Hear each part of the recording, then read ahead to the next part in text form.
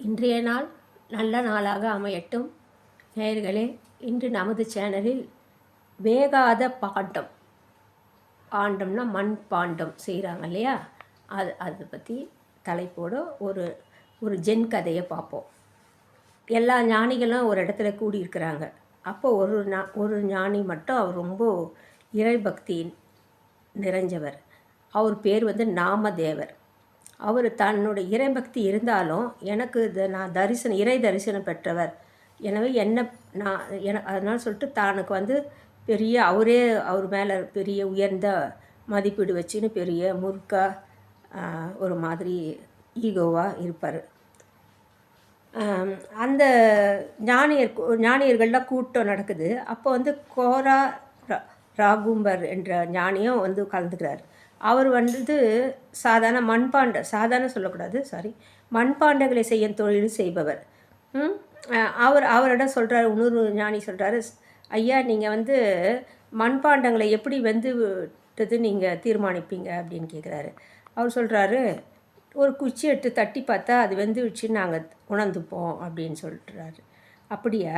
அப்போது நீங்கள் ஒரு வேலை செய்யணும். இங்கே எல்லா ஞானிகளையும் தட்டி பார்த்து அவர்களுடைய பக்குவத்தை நீங்கள் கரெக்டாக சொல்லுங்கள் அப்படின்னு சொல்லிட்டு அவருக்கு வேண்டுகோள் விடுக்கிறார். உடனே இவர் என்ன செய்கிறாரு, அதுக்கு நான் செஞ்சுட்டா போச்சு சொல்லிட்டு கோராரகும்பரம் தனது கையில் இருந்த குச்சியால் எல்லா ஞானி தலையிலும் தட்டினே வராரு. அப்போது எல்லாரும் அமைதியாக இருக்கிறாங்க. அப்படி தட்டின்னு வரும்போது நாமதேவர், அந்த ஆன்மீகவாதி இறை தரிசனம் பெற்றவர் இருக்கார் இல்லையா, அவருடைய தலையிலும் தட்டுறாரு. தட்டினவொன்னே அவரு என்ன சொல்கிறாரு, உடனே கோவப்பட்டு எழுந்துக்கிறாரு.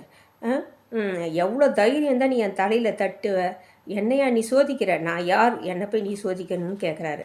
அப்போது இவர் என்ன சொல்கிறாரு, எல்லா பாண்டங்களும் எல்லா மண்பாண்டங்களும் நல்லா வெந்து விட்டது, ஆனால் இந்த பாண்டம் மட்டும் சரியாக வேகவில்லை என்று சொல்லிட்டு போயிடுறார். அதாவது இவரை அறவேக்காடுன்றார். ஆனால் கொஞ்சம் நமக்கு ஒரு விஷயம் தெரிஞ்சிருக்கலாம், ஆனால் அது நமக்கு மட்டும்தான் தெரிஞ்சிருக்கோன்ற ஒரு தலைக்கணத்தோடு இவர் இருக்கிறதுனால எல்லாருக்கும் இறைவன் மீது நம்பிக்கையோ பக்தியும் இருக்கும்.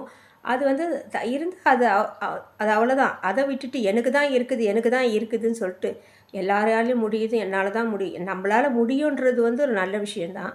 ஆனால் என்னால் மட்டும்தான் முடியும், யாராலும் அதை செய்ய முடியாதுன்ற திமிரு அவருக்கு இருந்ததுனால இவர் வேகாத பாண்டம்னு சொல்லிட்டு அவர் அவர் கத்தனவுடனே எல்லாருக்கும் அறிவிச்சிட்டு போயிடுறாரு.